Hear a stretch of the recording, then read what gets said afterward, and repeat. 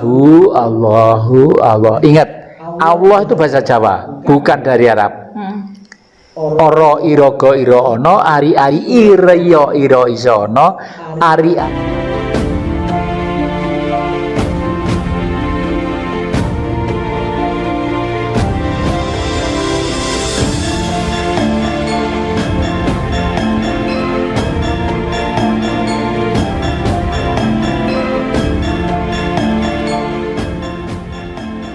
Apa kabar? Baik-baik, terima kasih. Alhamdulillah sehat-sehat, seger waras, bahagia. Gak bosan ya?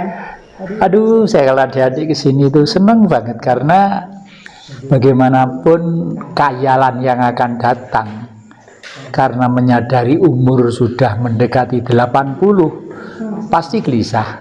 Ada yang meneruskan atau tidak khayalan ini ya, maka dari itu kedatangan adik-adik bersamaan dengan teknologi yang modern ini berarti tepat, dan ini digiring oleh leluhur supaya bangsa ini tetap berkibar di dunia sesuai dengan yang lalu pernah berkibar. Oke, berarti ada kaitannya sama bangsa Indonesia. Sekarang saya pengen tanya ya. Ada kata-kata Jawa yang namanya Ibu Bumi, Bopo Langit Kuoso. Nah, itu maknanya kan mungkin ada kaitannya dengan alam, kaitannya dengan ketuhanan, kaitannya dengan kehidupan berbangsa. Betul. Mungkin yang bisa menjelaskan apakah arti dan maksud sebenarnya. Ya. Jadi maksud apa yang diuraikan orang Jawa itu adalah bahwa bumi ini ada setelah ada angkasa atau langit ya, oleh karena itu si Jawa menyebut Bopo Angkoso, bapak itu langit, ibu itu bumi. Nah, ini yang paling punya etika di seluruh dunia itu kelihatannya si Jawa. Karena buktinya apa? Orang Barat tidak pernah menyebut motherland ya. Adanya fatherland. Ya, fatherland. Tapi di sini ada ibu pertiwi. Nah, kenapa kok disebut ibu? Ya karena kita itu semua kehidupan di bumi ini, baik binatang, baik gendruwo, baik medon, baik tuyul, baik segala macam termasuk gaib itu ada setelah bumi itu tercipta, dan terciptanya bumi dari angkasa karena proses reaksi gelombang alam secara makro. Tanah dan air berputar-putar di udara, dibakar api yang membara.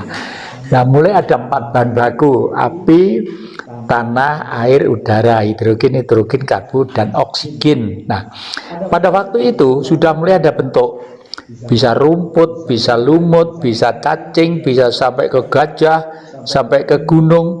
Tetapi pada waktu itu belum ada roh.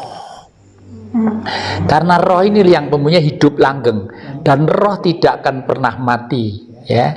Roh itu terhimpun dalam yang namanya matahari ya. Srengenge, kalau orang Jawa menyebut srengenge. S itu pinangge uriping pati, roh ki nul zero artinya hidup langgeng, karena plus sama dengan minus ya. Ngo itu atas, nge itu atas. Jadi roh itu hidup langgeng di atas sana. Orang Jawa itu rasional hebat banget. Terus kaitannya peran dari bumi ini sendiri sebagai ibu dan peran dari langit ya, langit sebagai ayah, bapak ya, Bopo langit. Kaitannya sama berita yang sekarang ini lagi ini ya, yang lagi banyak dibicarakan tentang masalah mau ada tsunami atau apa, itu kan ada kaitannya dengan kejadian alam. Ya, peristiwa alam itu selalu ada dan selalu berturuntun sesuai dengan sikon ya. bumi sendiri itu pernah meledak kira-kira sekian ribu tahun yang lalu, bertebelar itu pecahnya menjadi planet-planet, bintang-bintang itu dan sebagainya. Lalu setelah itu karena di tengah-tengah masih ada magma ya, api menyerap, berkumpul lagi, berputar terhimpun lagi menjadi bumi yang sekarang. Nah ini kalau di dalam cerita pewayangan, kalau di India ada, tapi wayang itu Kidung Agung dari lereng Arjuna ini, nah, di wayang dinamakan Durga Tiwikrama. Durga itu adalah istrinya Sang Hyang Jagat Girinoto, istrinya langit, sebenarnya istrinya Siwa, marah. Itu digambarkan dalam Durga Tiwikrama. Ya, Durga itu di situ diceritakan sebagai rajanya para raksasa, para jin-jin, para begebluk-begebluk dan lain sebagainya. Okay. Kaitannya tsunami ini? Nah, setiap manusia dalam kurun waktu tertentu sudah lalai kewajibannya sebagai manusia, sebagai perwujudan Tuhan itu sendiri ya.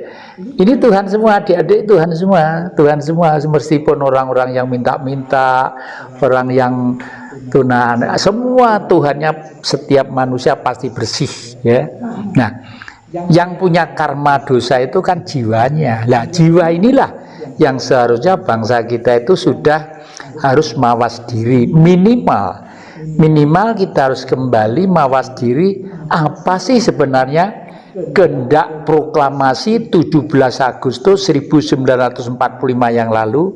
Nah, tujuannya itu jelas bahwa di situ kita pengen kembali bangsa ini terhimpun dalam satu wilayah yang namanya sekarang Indonesia ini, sebagaimana leluhur kita hidup berpolitik di wilayah ini. Dan hidup berpolitiknya bukan kok dongengan ya, real, pernah berpolitik secara langgeng, pengaruhnya 2/3 dunia, yaitu di era Mojopahit sampai kira-kira sekitar 341 tahun, pengaruhnya seluruh dunia. Kenapa kok berpengaruh besar? Karena negara kita adalah negara yang subur, makmur, gemah ripah, loh jinawe. Jadi ada kata bersahabat dengan Jepang, dengan Eropa, dengan daratan Cina, dengan Afrika, dengan Australia. Itu ada alasannya. Alasan apa? Menjual barang-barang yang di sana tidak ada. Oleh karena itu orang Barat menamakan negeri ini adalah negeri surga, jangan jadi timur. Lalu orang di surga itu di bawahnya mengalir sungai yang bersih, jernih dan gemericik, dan di sana ada tanaman antara lain jahe dan merica.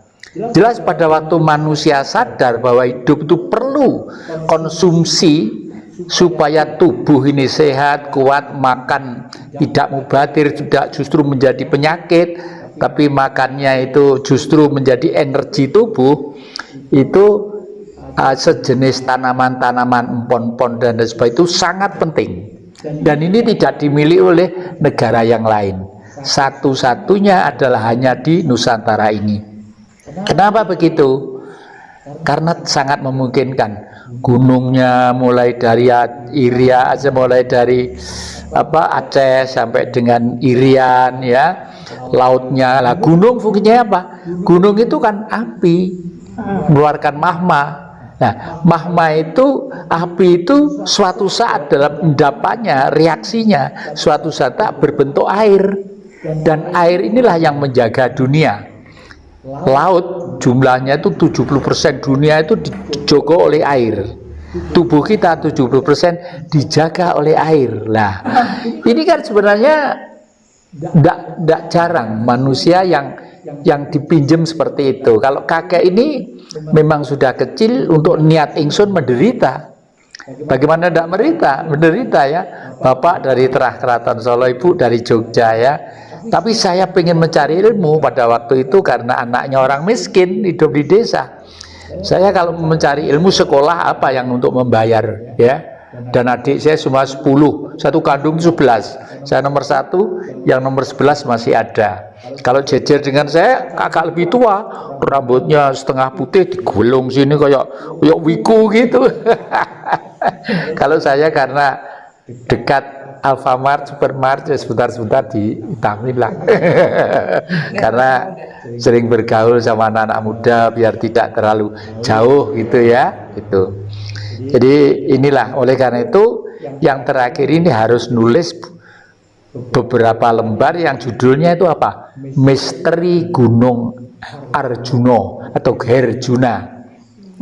Herjuna itu adalah gunung purba. Jadi ada sejak non jauh di sana berapa ribu tahun yang lalu, tidak yang tahu, tapi menurut saya Gunung Herjuna itu sudah ada bacaan alam yang disajari oleh anak cucunya, ya, karena seluruh dunia ini kalau dilihat dari satelit atas itu ada sungai yang bentuknya kalau dilihat dari selatan angka 6, kalau dari utara angka 9, itu hanya Gunung Arjuna. Angka 6 dan 9 itu angka yang tidak pernah kalah.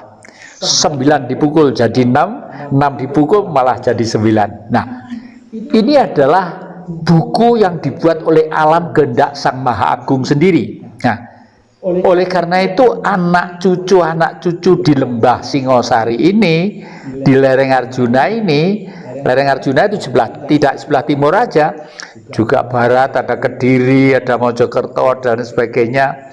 Itulah Kerajaan Majapahit yang kuasa sedemikian banyak itu karena tafakurnya di sini, belajarnya maharsinya ada sini. Dulu di sini itu ada sekolahan, ya, di Gunung Penanggungan, ya, Gunung Penanggungan, Gunung Arjuna, Gunung Kawi, Gunung Bromo. Itu sebenarnya bacaan. Kenapa leluhur menamakan gunung itu? Ada sebabnya. Gunung Kelut, ya.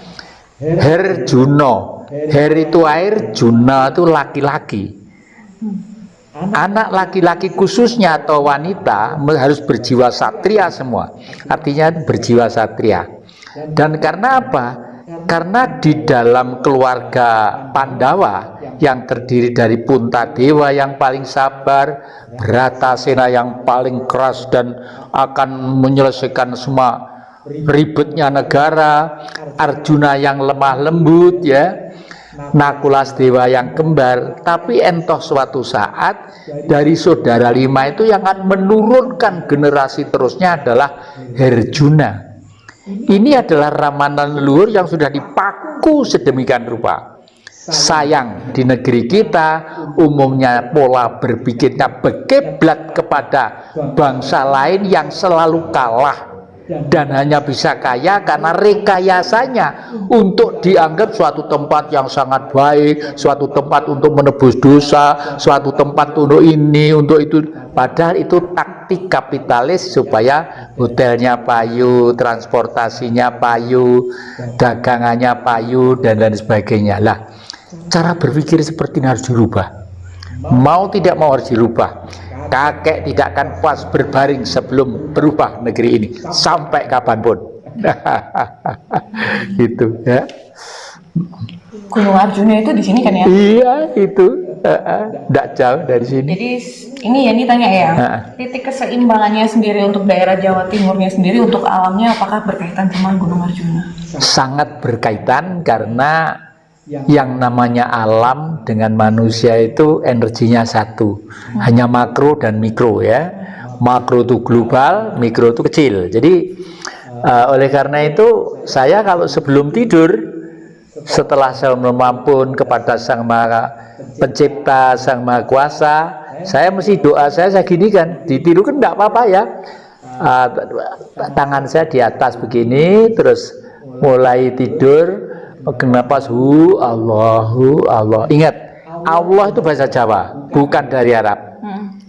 Oro irogo iro ono, ari ari ireyo iro isono, ari ari siji inoto wong sak donya, Allahumma lil asih. Itu bahasa Jawa, bukan bahasa Arab, ya.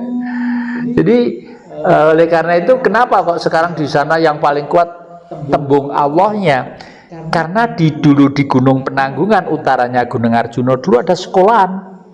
Sekolahan untuk gembleng satria-satria supaya cerdas. Karena setelah pasca tenggelamnya benua Atlantik, bumi itu kan kosong manusianya, dan kebanyakan di sana-sana itu masih liar. Suku merah di India, Aborigin di sini dan lain sebagainya, Anglo-Saxon di Eropa, Viking di utara, ya Viking itu ya. Itu kalau kita lihat film kan mereka tuh kanibal semua ya. Eksploitasi, menghancurkan, padahal kita diciptakan ini justru untuk menjadi pelopor kemanusiaan, kehewanan, ketumbuh-tumbuhan, kedewataan dan lain sebagainya. Makanya di dalam agama disebut makhluk yang dimuliakan oleh Allah itu manusia.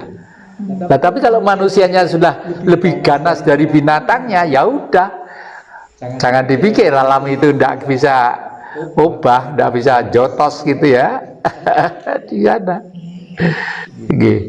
Peran Ibu Pertiwi sendiri sama kaitannya sama peran sebagai ibu utama Eyang Putri Kendedes apa ya?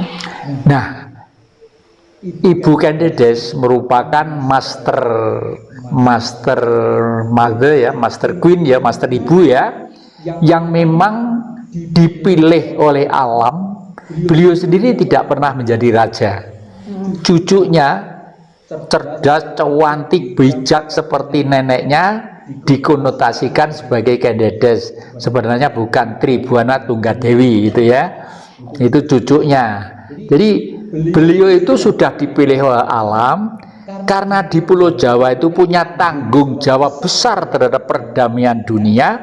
Makanya dilahirkanlah seorang putri yang rahimnya nanti itu akan melahirkan raja-raja besar yang akan kuasa di Nusantara. Itu. Jadi ini rasional juga. Jadi itulah kehebatan Sang Maha ya. Pulau Jawa itu bukan kok kita Jawa sentris ya, Jawaisme tidak, karena di Vatikan sendiri itu sudah ada.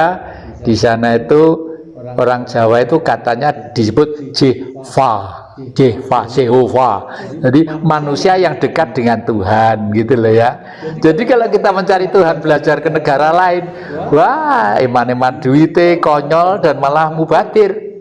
Karena jangan dipikir hidup itu setelah doa semua selesai ya, enggak. Nah kalau doa nanti membersihkan kita dari koruptor aja yang gede ya toh, menghabiskan uang triliun, pokoknya nanti saya berdoa biar habis. Agama apapun semua baik, tapi tidak akan menjadi baik kalau tidak paham fungsi agama itu sebenarnya apa. Agama itu adalah perilaku manusia-manusia yang percaya akan adanya gaib dan yang maha mencipta ribuan tahun yang lalu. Relevansinya sekarang sudah harus dirubah. Ya, kalau di alam tadi saya ceritakan tanah dan air berputar-putar di udara, dibakar api yang membara. Kalau di era nanti itu saya sudah membuat kitab suci oleh Jatikusumo. Apa judulnya?